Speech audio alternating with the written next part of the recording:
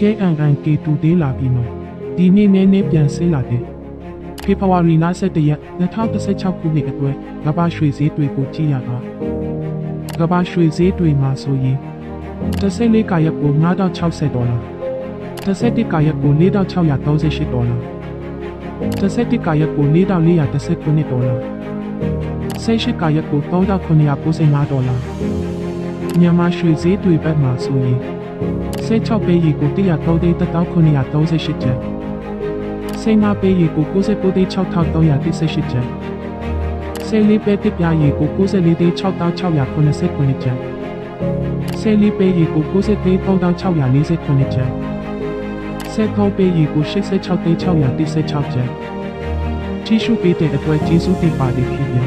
နောက်ဆုံးရတဲ့တွေအတွက်ကျွန်တော်တို့ရဲ့ Telegram Channel နဲ့ Website ကိုဝင်ရောက်ကြည့်ရှုနိုင်ပါတယ်ခင်ဗျာအားလုံးပဲတာယာချမ်းမြေတဲ့နေရက်တွေကိုပိုင်ဆိုင်ကြပါစေ